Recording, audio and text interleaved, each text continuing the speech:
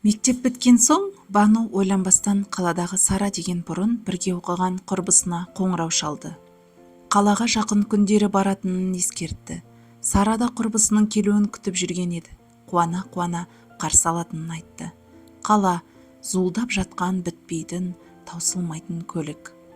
Автобустан аузы ашылып, жан-жағынан жатырқап түскен Бануды Сара алыстан ақ таныды. Тек Сараны тану мүмкін емес еді. Шашын сарыға бояп, қысқа белдемшесі желбіреп, биік өкше туфлиін анық-анық басып келе жатқан қызды Бану бірден танымады. Жақындап келгенде ғана көрген ол, мойнынан құшақтай алып жылап жіберді. Сара әке-шешесіне көңіл айтып, жолдың жиегінде тұрған көлікке меңзеді. Құрбысының көлік айдағанына тамсанған Бану шын жүрекпен қуанды. Екеуі Сараның пәтеріне келіп, 3-4 сағат сырласты. Бірін-бірі қатты сағынған құрбылар шай ішіп отырып, бір жыласып, бір күлісіп өткенді ой елегінен өткізді. Бану өкінішке орай жоғарғы оқу орнына түсе алмады. Қатты қамықты. Бірақ бір жағынан жұмыс істеп ақша тапсам, кейін оқып алармын деп те ойлады. Сара таныстары арқылы Бануды даяшы етіп жұмысқа орналастырды. Күндер, айлар өтіп жатты. Қаланың жайына үйреніскен Бану жақсы ақша таба бастады. Ақшасын Сараға беріп тұрды. Сараның өзі әнші еді. Түнделетіп мейрамхана, дәмханаларда өлең айтып, нәпақасын тауып жүреді.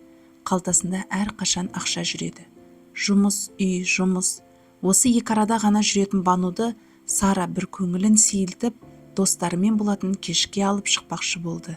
Сараның жүздеген көйлегінің ішінен ең әдемісін кигізіп, бояндырып еді, Бану керемет жайнап шыға келді.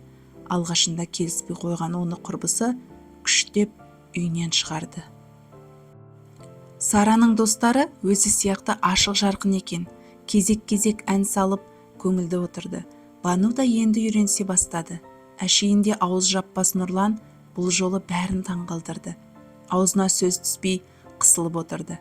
Бұның себебін бәрі түсінді-ау деймін. Бірден вальс қойды. Нұрлан Бануға жақындап келіп биге шақырды. Екеуі бұл биді үнсіз биледі. Бірін-бірінен ұялып, бір қызарып, бірі бозарып тіл қатыспады. Нұрлан әнші жігіт, өте сымбатты, сыпайы, нағыз ер жігіт екен. Негізі Сара екеуі Нұрсара атты дуэт құрған. Бірге көптеген тойларда елдің батасын алып, керемет дауыстарымен тамсандырып келеді. Ал Сара сырттай Нұрланға ғашық. Бұны Нұрлан сезеді, бірақ Сараның қыңыр мінезін онша ұнатпайтын еді. Енді міне бір көргеннен Банудың сұлулығына, биязылығына байланып қалған Нұрланның көзінен махаббат ұшқыны байқалды. Сара да бұны байқап, қызғанып, іші оттай күйіп жүр. Мектеп кезінде де Сараны ұнатқан жігіттер Бануға көңілдерін білдіруші еді. Тағы да солай болды. Бану да білдірмегенмен Нұрланды бірден ұнатып қалды. Кеш біткен соң Сара мен Бануды Нұрлан шығарып салды.